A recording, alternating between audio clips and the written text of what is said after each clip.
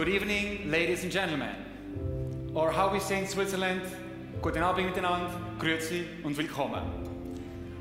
I am Philippe Reinhardt, and I'm honored to be hosting this ceremony tonight.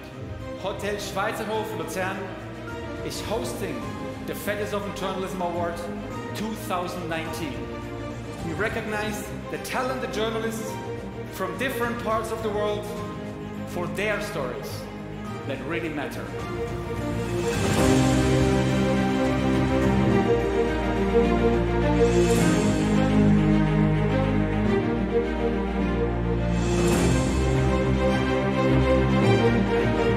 In Switzerland, perhaps media are the most free in the world to write. And so to make this first award in Switzerland is an important sign for free media. In Switzerland, also rich, important people and also politicians are under investigation. Sometimes, I know this personally, this is not very enjoyable because you feel yourself sometimes not treated correct. However, this is a little prize for free journalism. For me, as an environmental politician, I'm very proud to join with you this special moment. This could be an historic day, and I hope this award is a start to make our world a little better.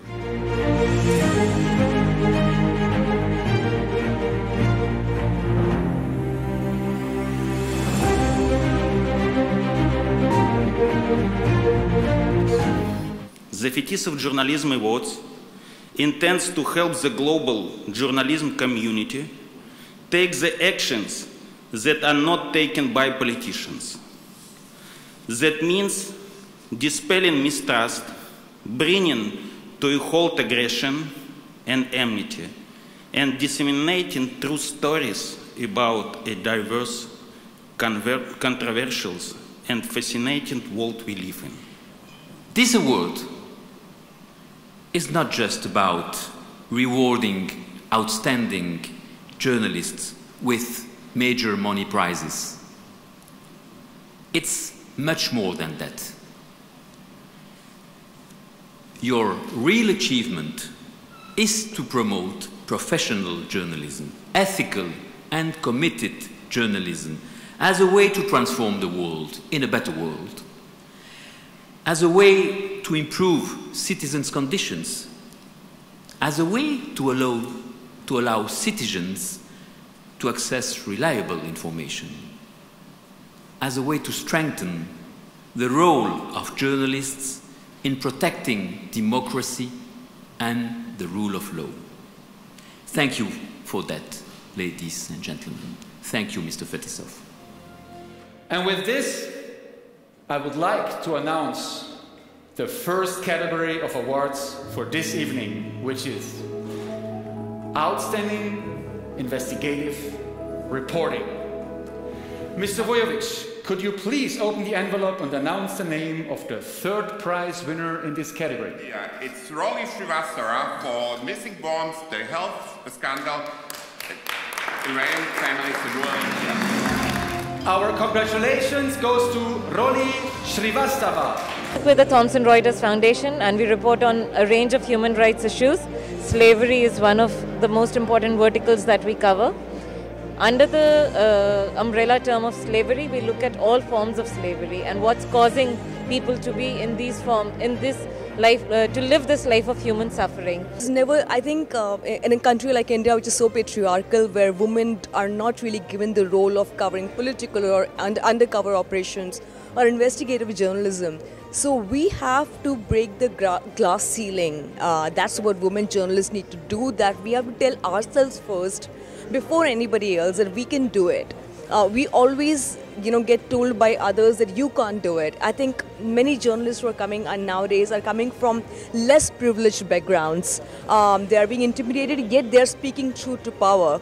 What women journalists should do is not really, let anyone belittle their work or not let anyone cast aspersion on their own integrity, on the way they do their journalism. So I think they should not be scared because the world thinks that they're not good enough journalists, or women should only do entertainment journalism, or women should do lifestyle. I think some of the biggest stories across the world are being broken by women, and women have to follow strong women. Women have to help other women when they come in position of power. When they become strong, they should go out and help out other women. I think that's the way to be. And now, it is time to announce the second prize winner in the category Outstanding Investigative Reporting. Matthias Destal, Geoffrey Livelsoli, Lorenzo Tugnoli, and Michel Deprat. Today, Matthias Destal and Geoffrey Livolsi represent their team. And now, we will know the name of the first prize winner in the category Outstanding Investigative Reporting. And it's going to the journalist from Argentina for the Notebooks of Corruption, Diego Cabot. Please.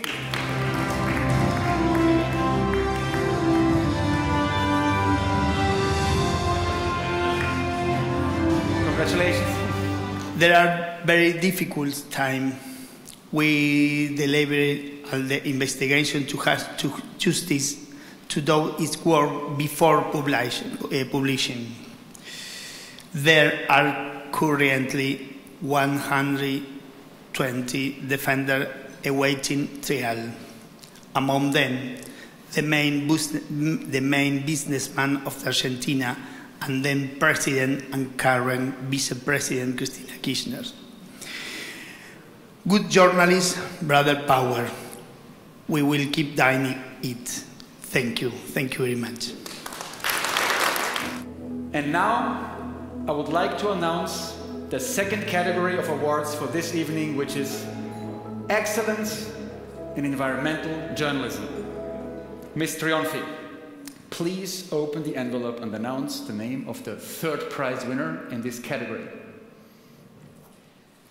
The winner is Amos Abba for how Nestle Nigeria contaminates water supply of its host community in Abuja.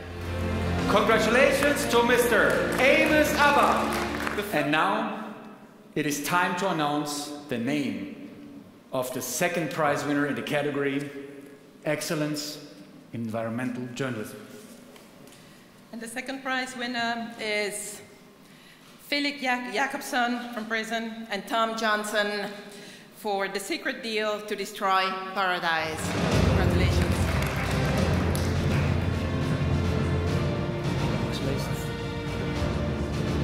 I think that we are facing difficult times for journalism. Many people are blaming journalists today, politicians, but also citizens are blaming journalists, accusing them not to do the job in the proper way.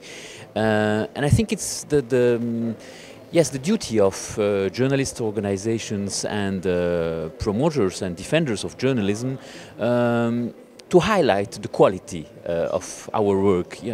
Many journalists are working fully dedicated to public interest, and I think to organize that kind of award ceremony is a way to raise, the importance and the values of independent, quality, professional journalism.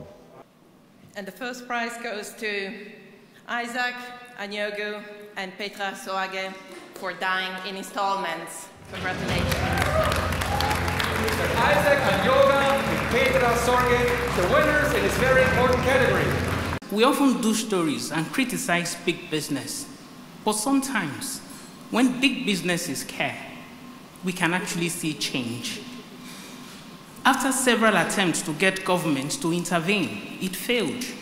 How were we able to achieve change in that community? It was because car makers in Europe decided to cut off this company from their supply lines.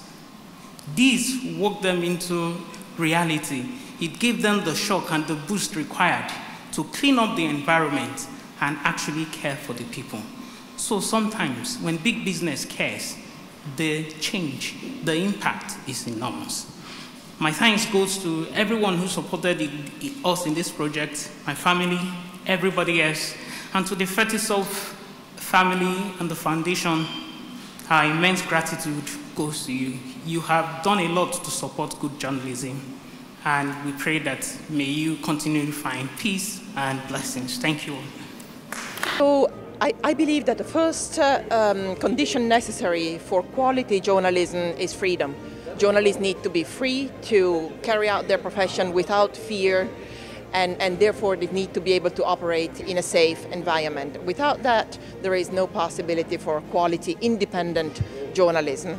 Secondly, of course, we also need proper funding, independent funding, we need proper education, and we need also a society and an atmosphere that is supportive of quality journalism. Awards like the one we are giving out tonight are extremely important, first of all, to raise awareness within societies and within the broad audiences about the incredible work and the incredible dangers that journalists face. Ladies and gentlemen, and now it is time to announce the third category of awards for this evening, which is Contribution to Civil Rights. Katie May is the third prize winner and the only finalist in the category. Our congratulations. I hope that I'll be able to continue to draw attention to some of the issues that are often overlooked, especially in remote communities, and I just feel grateful to be here tonight, and so many, like I said, talented journalists from around the world who are here, so thank you very much. For me, the most important thing is that people begin to recognize the importance of journalism in building a functioning democracy and showing us the problems that there are in society and helping to fix them.